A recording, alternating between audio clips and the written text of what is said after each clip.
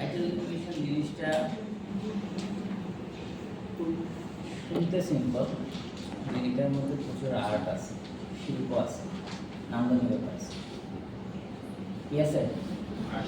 Art, aesthetic, এই জিনিসগুলো একটা টাইটেল অ্যানিমেশনের মধ্যে থাকে।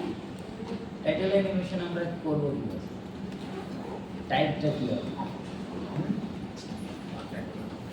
আমরা টাইটেল অ্যানিমেশন করব খুব চিন্তা ভাবনা করে। আমরা এই কাজটা জমা দেওয়ার আগে, মানে আমরা যে জমা দিব, জমা দেওয়ার প্রসেসে প্রথমত আপনি একটা নাম, ঠিক আছে, সেট করবেন। সেই নামটা বাংলায় হোক, সেটা আমি একটু শেষ করি, ইংলিশ হলে অসুবিধা নেই, বাট বাংলায় করলে ভালো। ঠিক আছে? কি হইতে পারে? আপনি কোনো একটা দিবস, কোনো একটা প্রোগ্রাম, কোনো একটা ইভেন্ট, ঠিক আছে, অথবা আপনার কনসেপচুয়াল একটা নাম, যেই নামের সাথে রেলেভেন্ট এলিমেন্ট দিয়ে আপনি একটা টাইটেল ধরেন। আপনি একটা নাম সিলেক্ট করলেন অন্ধকার ঘর, কি না? অন্ধকার ঘর। এখন অন্ধকার ঘর এটা কিসের জন্য করছেন? এটা আপনার মাথায় আসে না?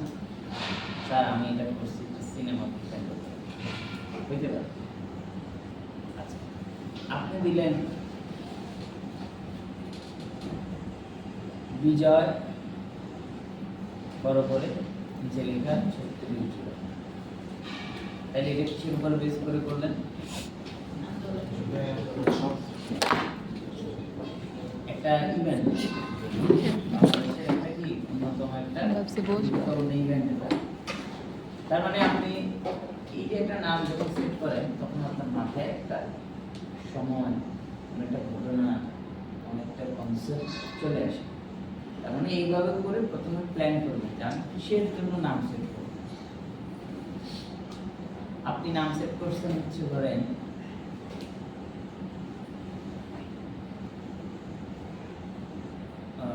নাম সেট করছেন হচ্ছে রঙের ঝুলি, কি না? রঙের ঝুলি।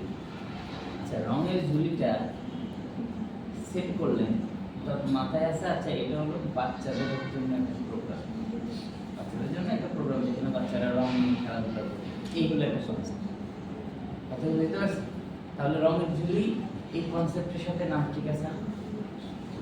ঠিক আছে। এখন যদি এরকম হয় যে আপনি নাম সেট করছেন রঙের ঝুলি, কনসেপ্ট বানাইছেন হচ্ছে এটা একটা অ্যাকশন সিনেমা, তার মানে আমি যে নামটা সেট করতেছি সেই নামের সাথে আমার কনসেপ্টটাকে ভালো করে কি করতে হবে? কানেক্ট করতে হবে, যেন আমি যা পরবর্তীতে দেখাইতেছি সেটা এই নামের সাথে রেলেভেন্ট। বুঝতে পারলাম? জি। আপনি নাম সেট করছেন সীমানা, কি? সীমানা। এখন আপনার কনসেপ্ট হচ্ছে এখানে আমি বাংলাদেশ এবং ভারত, এই দুই দেশের সীমানা নিয়ে যে কনফ্লিক্ট, এটা নিয়ে আমি একটা টাইটেল অ্যানিমেশন বানাবো, তাহলে এই নাম ঠিক আছে, রাইট? আবার এমন হতে পারে আপনি সীমানা দিচ্ছেন, কিন্তু আপনি বলছেন এটা একটা ফুটবলের প্রোগ্রাম, যেখানে এই কি বলে অফসাইড হয় কিনা এইসব বিষয় নিয়ে আলোচনা করা হয়। ইয়েস, এটাও হতে পারে। কথা কি বুঝতে পারছেন? তার মানে হচ্ছে যেটা সেট করবেন অবভিয়াসলি সেটার সাথে আপনার কনসেপ্টটা যেন কানেক্টেড থাকে, সেটার সাথে যে অডিয়েন্স অথবা আমি এজ এ ক্লায়েন্ট যেন সেটাকে কি করতে পারে, রিলেট করতে পারে। সেটা বুঝতে পারছেন? তার মানে আমরা ইভেন্ট, কোনো একটা দিবস, কোনো একটা ঘটনা, অথবা আমার নিজের কোনো একটা কনসেপ্টকে ভিজুয়ালাইজ করার জন্য একটা নাম হবে সেট। ঠিক আছে? এই নামটা একদম সিম্পল ফর্ম দিয়ে লেখা হতে পারে, একটু ডিজাইন করে হতে পারে। ঠিক আছে, আমি দেখাবো আইডিয়া, দেখাবো কেমন। এটা হচ্ছে প্রাইমারি আমাদের টপিক, কী হবে না হবে, এটা হচ্ছে প্রাইমারি আলোচনা। এখন আসে হচ্ছে এটা ভিজুয়াল করার ওয়েটা কী হবে। এই যে আমরা এতদিন যা যা শিখছি from first class two till now, আমরা তো অনেক কিছু শিখছি। আমাদের মূল শেখার জায়গাটা হচ্ছে কি যে আমরা এখন বিভিন্ন রকমের শেপ নিয়ে কম্পোজিশন করতে পারি। এটা আমাদের যোগ্যতা।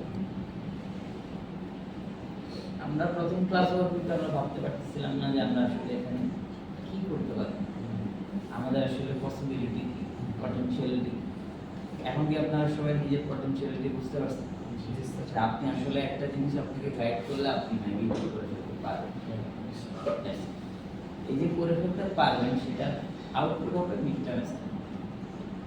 বুঝতে পারলাম? আচ্ছা, এবার আমরা কাজ শুরু করবো কিভাবে। আমি যে নামটা সেট করছি, আমরা এতদিন শুধুমাত্র ক্যামেরায় হালকা একটু মুভ করছি, এইভাবে তো আমরা অ্যানিমেশন করছি অথবা ক্যামেরা ফিক্স, রাইট? আজকে আমরা দেখবো যে আমরা কিভাবে ক্যামেরার মধ্যে মাল্টিপল শর্ট অ্যানিমেশন,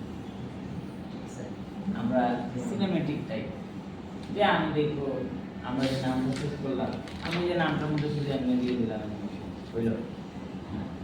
আমরা এটা করবো হচ্ছে 10 to 15 সেকেন্ডের সেকেন্ড 10 to 15 সেকেন্ড 10 থেকে 15 সেকেন্ডের একটা অ্যানিমেশন করব, যেখানে আমার ন্যূনতম 4 থেকে 6টা বা 7টা শর্ট থাকতে পারে। কয়টা? ন্যূনতম 4টা থেকে কয়টা? 6টা বা 7টা, ন্যূনতম 4 থেকে 7। এখন আমি যে এই যে শর্টগুলো দিব, এই শর্টগুলো কিভাবে দিব, কিভাবে শর্টগুলো নিলে ভালো লাগবে, আমি যে দিব প্রত্যেক শর্টে কি একই জিনিস দেখবো না। এই জন্য আপনি যে একটা রেলেভেন্ট জিনিস ডেভেলপ করবেন, নাম দেখবো, ওকে পাই, নামের পাশাপাশি আমরা যে অনেক কিছু শিখছি, নামটাকে যেন আইডেন্টিফাই করা যায় সেরকম কিছু এলিমেন্টস নিয়ে আসতে হবে আমাদের। সেগুলো কি হবে? সেগুলো হবে আপনারা যে শেপ কম্পোজিশন শিখছেন, এই শেপ কম্পোজিশন, কালার। এখন আমি কিছু রেফারেন্স নিয়ে আলোচনা করবো, তারপর আমরা কাজে যাবো, টুলসগুলো দেখবো, আরো কি করা যায় এটা দেখবো। পাশাপাশি আমাদের লাইটিং এবং রেন্ডারিং নিয়ে কথা বলবো।